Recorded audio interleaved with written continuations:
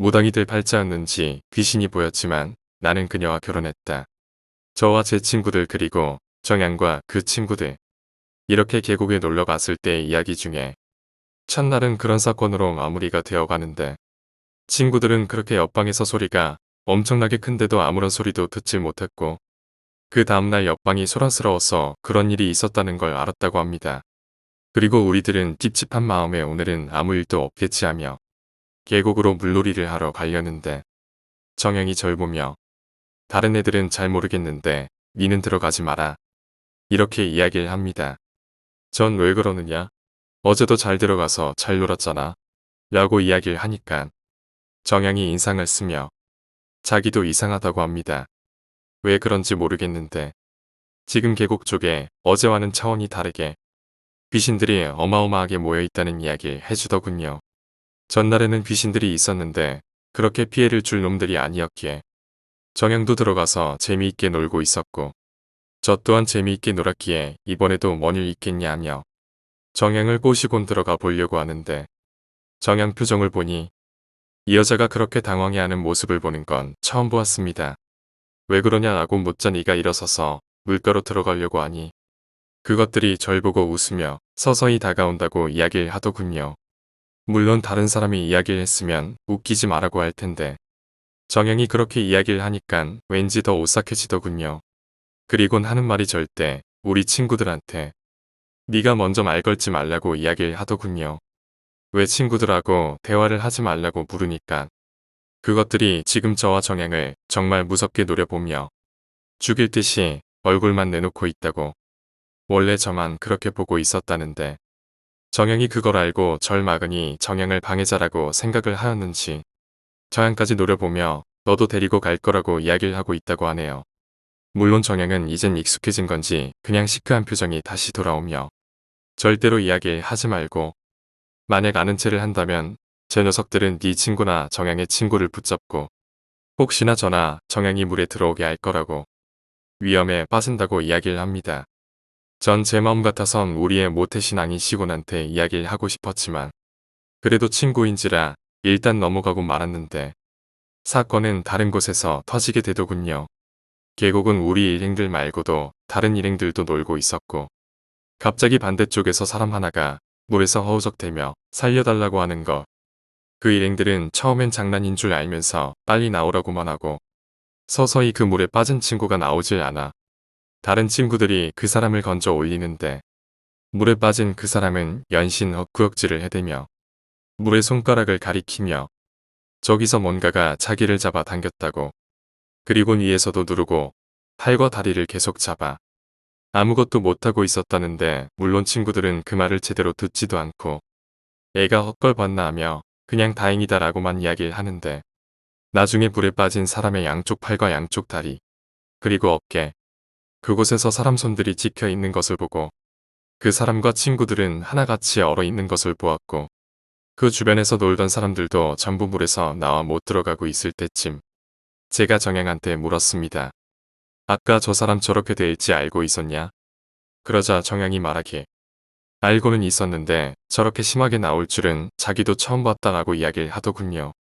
정양 이야기 만료는 우리가 들어가면 안 된다라고 이야기하고 있을 때쯤 우리를 보고 있던 그것들이 갑자기 반대편 일행을 일시적으로 확 돌아보며 미친 듯이 다가가는데 뭐라고 말을 해줄 것도 없이 그것들이 양손 양발 어깨에 뒷목 전부 다 매달려서 미친 듯이 웃으며 내리고 있더랍니다. 그래서 정양 보고 저건 네가 어떻게 하면 안 되냐? 라고 물으니 자기는 아직까지 그럴 만한 능력은 없고 자기 엄마 정도 되는 사람이 와서 쟤를 지내줘야 저 녀석들이 갈 것 같다고 이야기하더군요. 그렇게 우린 펜션 사장님께 펜션 뒤 계곡에 항상 사고가 많이 일어나냐라고 이야기를 하니 거의 매년 사고가 일어나는데 무당을 불러보기도 했는데 돈도 많이 들고 하지 않고 있다고 이야기를 합니다. 그 이야기를 들은 정양은 펜션 사장님께 이 펜션 망하기 싫으면 무조건 불러서 하시라고 점점 더 많은 일들이 벌어질 거라고 이야기를 하는데 이 자식 그런 말 하는 표정이 조금 쫄았었습니다. 사장도 뭔가 아는지 우리 보곤 알았다고 말씀하시며 일단 어제 일도 고맙고 자기가 고기를 구해다 주겠다며 말씀하시곤 돌아가더군요. 전 고등학교 시절 저희 집은 아파트에서 주택으로 이사를 가게 되는데 여기서 사건이 터지게 됩니다. 보통 이사를 가기 전 계약을 하는데 그쪽 집주인이 상태가 많이 이상해 보이더군요. 그래도 저와 엄마는 그 당시 형편이 많이 좋지 않아 싼 가격에 그래도 조그만하지만 그래도 구석진 집을 전세로 계약을 하게 되곤 이사 날짜가 다가오기 전에 청소를 미리 해야 해요. 그 당시 엄마는 일이 있어 제가 혼자 미리 조금씩 청소를 하려고 먼저 그 집으로 가서 빗자루와 쓰레바지를 들고 들어가는데 빛도 잘 들어오지 않은 제일 뒤편의 골목을 지나는데 너무도 나쁜 기운이 드는 겁니다. 그래도 어쩌겠냐 싶어. 그리고 이런 일 한두 번 겪은 일도 아니다 싶기도 하고 일단 그 음침하고 어두운 기운을 맞으며 집 안으로 들어가게 되었습니다.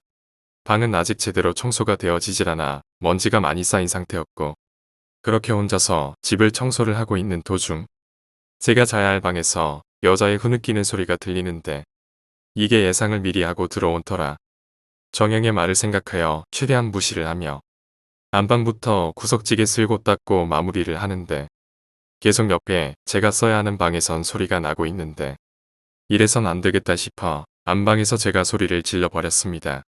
조금 있다 갈 테니깐 좀 조용히 좀 해라. 이렇게 패기가 넘쳐오르는 학생이었죠. 그렇게 안방 청소를 끝낸 후 문제의 제 방에 들어가니 아까는 그렇게 시끄럽게 울어대던 것은 아무것도 없고 그 방 한가운데 여자의 머리카락이 한 움큼 있는데 그걸 버리려고 머리카락을 손에 댔죠. 갑자기 몸이 경직이 되면서 어느새 제 머릿속으로 이상한 상황이 펼쳐지더군요. 무슨 상황인가 싶어 정신을 차리려고 하는데 눈앞에 전신으로 화상을 입은 여자가 서 있었고 그녀가 어떻게 그 상황이 되었는지 보여지더군요. 상황이 어쨌냐면 그 학생이 방에서 공부를 하고 있는 도중 안방에서 불이 조금씩 나고 있는데 그걸 모르고 방 안에 있던 학생은 불길이 너무 커져버린 뒤 확인을 했지만 너무 늦어 빠져나오질 못하고 그곳에서 온몸이 타서 죽어버렸던 거였고 전 그 광경을 보며 무서움을 느끼는 것이 아닌 안타깝다, 불쌍하다 라는 느낌에 저도 모르게 눈물이 나는 걸 그 여자를 안아주었고 그 여자는 처음 나를 무섭게 쳐다보던 눈빛은 어느새 놀란 듯 그 자리에서 사라지더군요. 그 여자가 사라진 뒤 전 그 방 안에서 조용히 그 여자를 위해서 더 울고 난 뒤 다음날 다시 그 방으로 청소를 하러 들어가니 그 방엔 그 여자가 있었고 처음엔 온몸이 타들어온 모습이 아닌 처음에 학생 때의 발랄한 모습이 그곳에 서 있었고 저는 그 여자를 보곤 환하게 웃어주며 많이 아팠겠다. 고생 많이 했다. 라고 위로를 하며 또다시 안아주었으며 그 여자는 나를 보고 환하게 웃어주며 그 자리에서 없어져 버렸습니다.